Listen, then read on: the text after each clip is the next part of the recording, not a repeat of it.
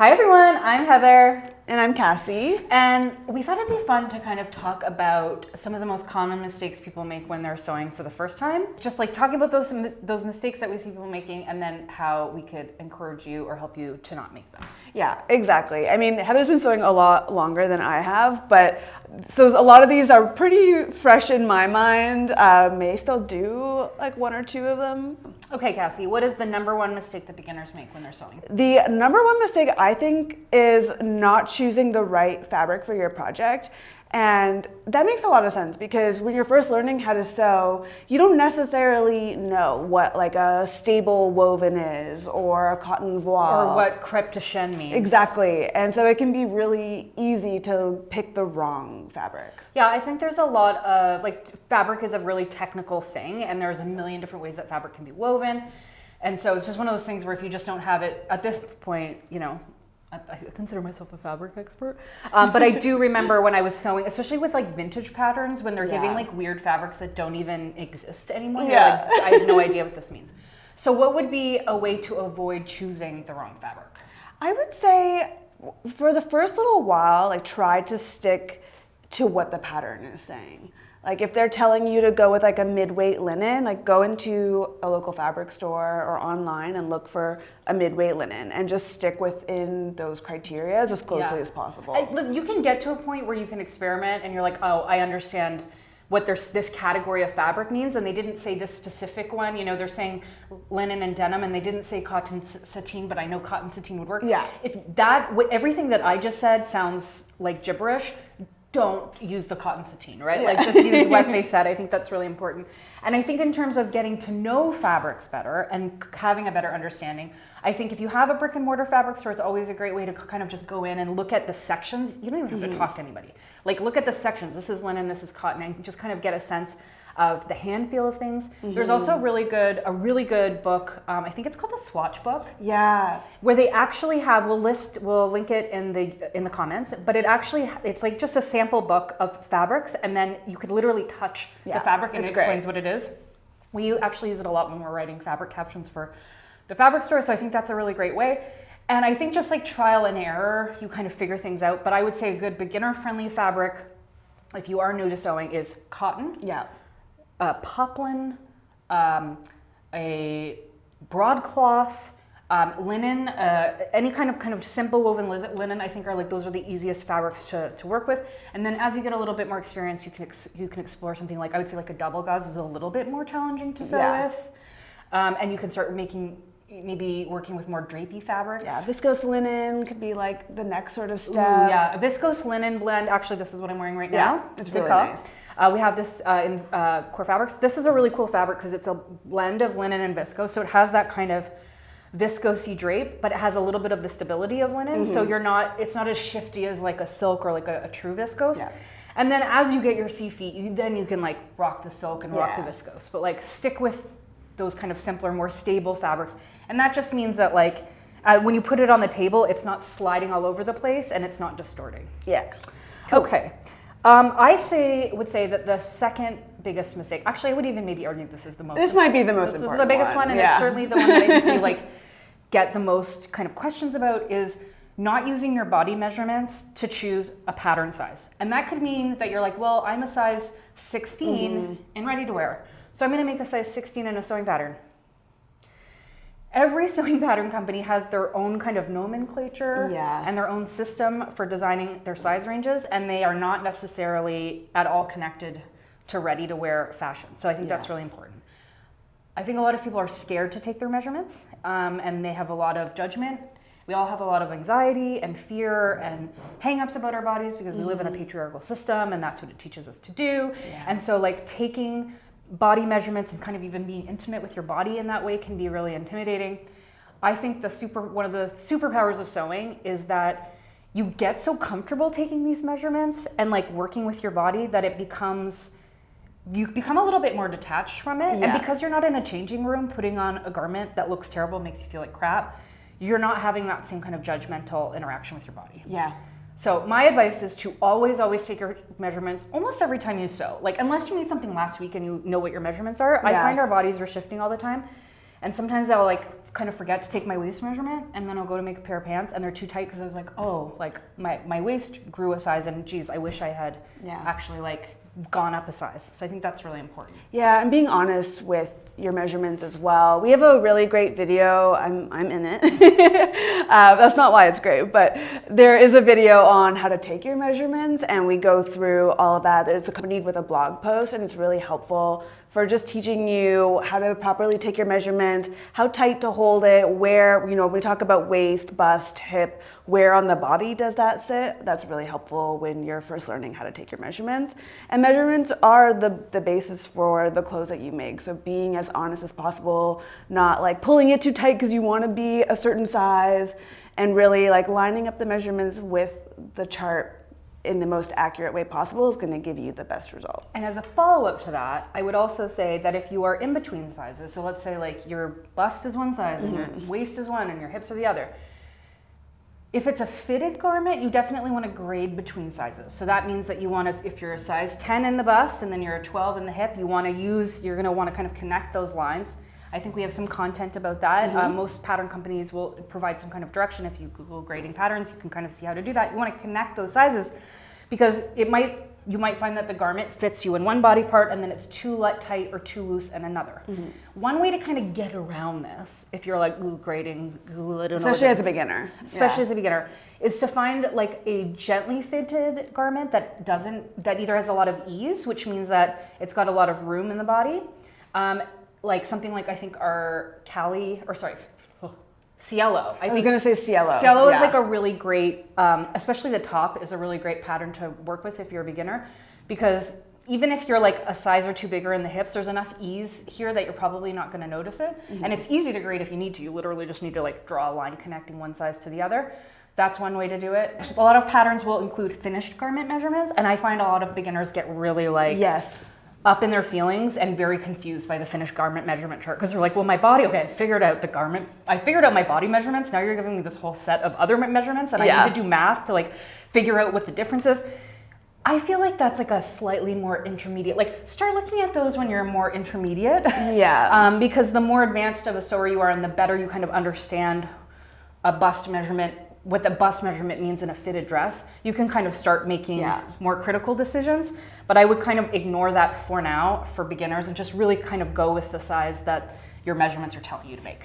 And now we take a puppy break so I can let the dog out of here. Go, Harry. Please. Second biggest mistake. Oh, this is one of my bête noirs. Not pressing your seams. Oh, yeah. Yeah. Press your damn seams. You're going to be tempted to skip this. You are going to be tempted because you're going to have some ironing trauma. I don't know. Maybe you had a grandmother who like made you iron. I don't know what it is. A lot of people are like ironing. It's a symbol of the patriarchy or whatever. Goodness. Sewing is 90% pressing. It really is. And just ask Alma because sometimes Alma will come in and be like, I made this. And I'm like, it's so cute. You need to press it. Your seams. I think I've said that to you before too. Yeah. Even our sample maker will come in and be like, I finished it. And I was like, it needs another press. And they're all like, oh God, why do we work here? But it makes such a difference every time. Makes a huge difference. I think it is crazy what an iron and particularly steam, because I think when you're first starting to like your seams, it's kind of hard. One of the things you're working on is like sewing in a straight line. And so sometimes, especially if you're going around curves, it can get a little bit wonky. And you just press that in a beautiful way and hit it with lots of steam and nobody needs to know. No one knows. You could have a seam that's misaligned. It's just like, it's magic what you can do with steam. So I would say this is like the number one thing. And if a sewing pattern in the instructions will often tell you like press the seam to the right side or the left side or press. When it says to press, press. Yeah. And that, I promise you, is the difference between somebody being like, you made that to you made that. Yeah, and press at the very end too. At the very end, yeah. I think it's really important, especially when you're doing hems, because you might like press the hem up before you sew it, and then you sew it, go and press it again, because you almost kind of want to lock those seams in place, and it just gives it that really beautiful finished edge. And then when you go to wash it, you've basically like programmed the fabric to hold that shape, and so when you wash it, it's more likely to hold its shape and have the crisp line and all that sort of stuff. Okay, what's the third one? I would say, so this is something that it took me a little while to understand, and it's, for one, changing out your needle, but also using the right needle. So a lot of beginners will use the wrong needle completely for their project. And to be fair, there is a needle called the universal needle. It is, yeah, and that so it's can be confusing. So you're like, oh, great. It should be good to go, but it's not for everything. So for denim, you're gonna need a denim needle. For knit fabrics, you're likely gonna need like a jersey needle. Different. If it's a swim fabric, you need a stretch needle. Yeah. If you have a really fine fabric, you might want a microtex needle that makes really sharp points in the fabric. Yeah, exactly. And then also remembering to change out your needle every project. I don't change it every project. I would say like every 2 to 3 projects, I'm changing out my needle. If it was like a massive project where I sewed a bazillion seams, then maybe I would change it for the next project, but I would say like every 2 to 3. Needles are cheap. These are not expensive things. No. Make sure when you throw them out, you have like, we keep little like baby food jars and things on the counter, so you're putting, and we write sharps on it and we put them in there so that, you know, the garbage man doesn't accidentally get jabbed with your needle when he's throwing the garbage out. But I think that is a huge, huge thing, and I think you're right, especially if you're sewing knits and you're like, like why is this knit, why does this keep skipping on me? Yeah, it's really frustrating. Sometimes just changing like a jersey to a stretch needle can often solve that problem. Yeah, or like the machine is eating it and you're like, what is happening? And it's just the wrong needle. Or it's really dull and it isn't catching, it's not looping properly anymore. So yes, definitely that's a good one. Yeah, the needle. that's a key. Okay, what's next, Cassie? What is the next mistake that noobs are making? So definitely not pre-washing your fabric. It's a big one. Yeah, and you might think that, you know, it's not important or it doesn't seem like a big deal until, and we say this from experience, you make a beautiful garment and it fits you perfectly, and then you wash it for the first time and it has shrunk considerably. It's not, you don't want to do that. No. It's not a good time. It's very easily avoidable by just washing your fabric. And I would add, from a technical point of view, that ready to wear, they aren't pre-washing their fabric when they're making 1,000 pairs of pants, right? Like if they get the roll of fabric, they layer it in this, you know, I've seen them do it, it's wild. It's like a huge layer cake, right? The fabric back and forth. And then they take these rotary cutters and they'll cut out like 50 front pant legs all at the same time. But what they're accounting for, if it's a good company and they have good drafting, they care about this, is they know exactly what fabric that they're going to be using, and then they do their research and they account for the degree of shrinkage so that they know, okay, this particular cotton that we're using is going to shrink 3% vertically and 5% horizontally. So when we go to draft the pattern, we're going to account for that shrinkage so that when the garment is made and then washed by the customer, it's actually going to shrink to basically its true size. Exactly. I think Elizabeth Suzanne a few years ago did some really interesting writing about how they kind of figured out shrinkage, and it gave me some interesting insight into how it worked with ready to wear. So you can maybe go see if that information's on the blog. I'm sure it's still there. The second or third reason I would say is that new fabric can be gross. Yeah. It depending on where it comes from and depending on what fiber it's made from and where the factory was, like they use all sorts of chemicals and solvents and dyes when they're making fabric. And you don't want that touch. You don't want, like, you're using it on your hands, you're wearing it on your body. Like, for the same reason that, you know, if you like buy any clothes ever brand new, you wash them before you wear them. You don't want to put that on your body. Who the heck knows what it was like? I just get like the ick a little bit when I think about it. That's just a public service announcement. But it's the same thing with fabric. And I think also a lot of the time on the roll, it feels really crisp. Yes. And it has like a different texture. And then you wash it and you're like, this is totally different. This is not what I was expecting at all. And so I feel like that is a really easy thing to, do you have any tips for washing fabric? Yeah, I mean, a lot of fabric stores will give you, especially like Core Fabrics tells you like the ideal way to wash the fabric, and a lot of fabric stores will do that. My biggest tip is to wash the fabric how you're going to wash the garment. So if you know you're like you're like throw everything in the wash, throw everything in the dryer, dryer girl, then just do that. And that's what I do because I'm not a great launderer. I just throw I'm trying to get a bit better at it, but I do just throw everything in the wash and then everything in the dryer. Occasionally things will hang up, but everything is going in the wash. Like I'm not doing a hand wash. I don't hand wash anything. No. I might hand wash. No, you know what? I hand wash my knits. I don't even hand wash my knits. I do it on the gentle cycle. I won't hand wash a sweater. I don't have time for that. For that reason, it's like coming back to like using good beginner friendly fabrics with like cotton and linen. Maybe the cotton's gonna shrink a little bit, which is why you're washing it. But cotton goes in the dryer, and I actually love the way that linen looks when it's been washed and dried a million times. It gets all soft and rumply and delicious. But I think that's a really good tip. If you just know that you're not like a dry cleaner, then don't treat it preciously. And might be controversial, but I will put silk in the dryer. I do too. I put everything. Like if I make like I have a couple like silk like tanks and tops.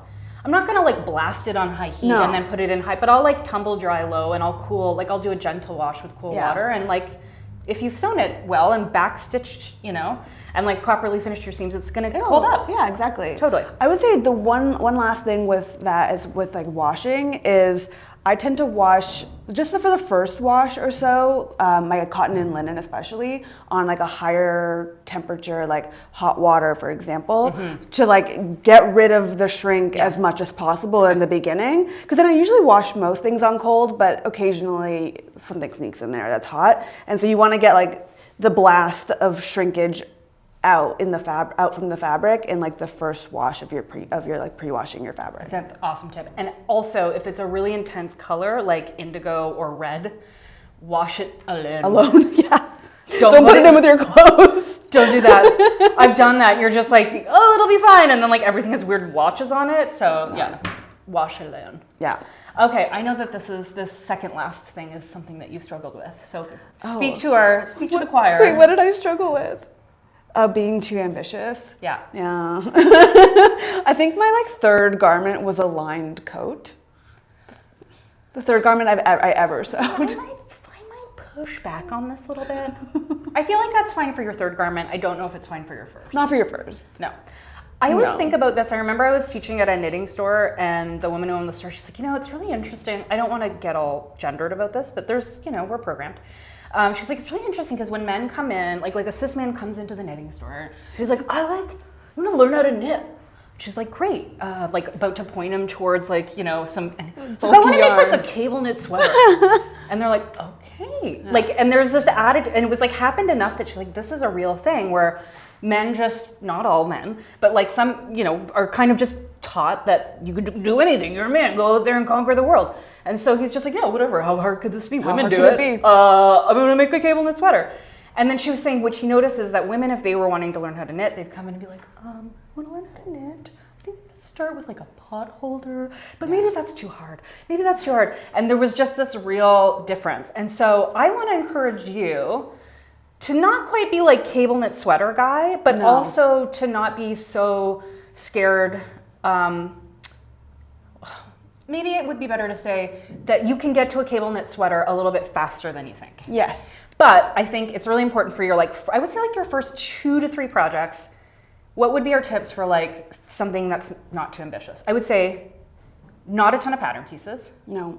Because it can be complicated and confusing to like manage a lot. So I would say like try to find a pattern that has like 5 or 6 pattern pieces. Yeah. I would say also like look at the techniques. Like a lot of sewing patterns will tell you like what techniques are involved, and you maybe like want to be learning like 2, maybe 3 extra techniques than you already know. But like if you're getting into like 4, 5, 6 techniques that you have to learn on top of sewing this garment, that might be like, well, wait, like build up to it. Yeah, and I would say at the beginning, avoid buttons and buttonholes. Yeah. Because buttonholes can be frustrating. And I think so important, I think those first few projects, even if they're not beautiful, and like I'm telling you right now, they're probably not, and 2 years from now, you're gonna not even wear them anymore. That's kind of not the point. You still wanna be like proud of them and like wear them. And so if you have like a really gnarly buttonhole because you're trying to figure out how to sew a straight seam and a buttonhole at the same time, it's too much overwhelm. So I would say no buttonholes, no zippers. No zippers, you don't need the zipper. I feel like those are the 2 things I would say stay away from. But you want to look for no knits. Muncie, no, good call. So no knits. Yes. You can move, like I think you could get to knits sooner than you think. Yes. But I wouldn't make a knit your first project because it's like, it's not a straight stitch, it's a needle, there's all sorts of stuff. Yeah. So I would stick with like an easy top, a pull-on top that doesn't have a ton of openings. What about gathers? How do we feel about gathers for an early project? I taught a friend how to sew, and like her first garment was a gathered dress, and we did it together. So like I was there to support her, but I thought it was great. Like it was just a really simple like boxy gather dress, and she did great. I feel like a gather you could handle. Yeah. But having said all that, I also encourage you to not be too ambitious for your first few makes, but to try and get ambitious really quickly. Yeah. I agree. Because I think that's how you grow. And I remember we're saying all this, and the first project I ever sewed was a knit dress. I'm actually remembering. I did it at Tereska's house. I cut it out at her house. But I remember pretty quickly, I was sewing like lined dresses, like lined fitted dresses with like darts and invisible zippers. And I'm sure if there was some rule book about what the timeline of my making journey was going to be, they would have not suggested I move so quickly. But I think once you kind of get over, okay, I know how to thread my machine, I know how to get thread tension, okay, I'm figuring out how to cut out patterns, like I'm understanding some of this like lingo. I think, yeah, if you want to make a lined dress, I think it's a really great learning opportunity. Again, in 5 years, are you going to be wearing that dress every day? Probably not. But I think that those are really important learning experiences. And will tell you, like, as like a sewing like educator, my like most proudest moments is when I'll have like an in-person class and somebody will come in and they're like, yeah, I've made like 2 things and I'm gonna make jeans today. And I'm like, yeah, you are. Yeah. You're gonna do it. And then they leave feeling like gods. Like they could, and I think having that experience and having success with a more complicated project a little bit earlier on in your journey gives you the confidence to like really feel like you can tackle anything. Yeah. So I guess, I don't know if we're contradicting ourselves or like start realistic at the very, very beginning, but then don't hold yourself back. Yeah, I would say like be bold. But you also want to, I think the key thing with like your first few projects is to set yourself up for success, to like have those wins, because sewing can get really discouraging really quickly if you make something and you're like, this is the ugliest thing I've ever seen, I'm not gonna wear this, or things aren't working out. So starting like soft and simple and like racking up those wins, and then when you're like feeling confident, it's like, yeah, like I've made like 3 tops, I can like go onto a pair of jeans and like feel good about that. This is going to lead into our last point, and I think this is very important. And I would say that for me, like one of the most important things when you're learning to sew is to really limit the amount of negative self-talk that you are engaging with.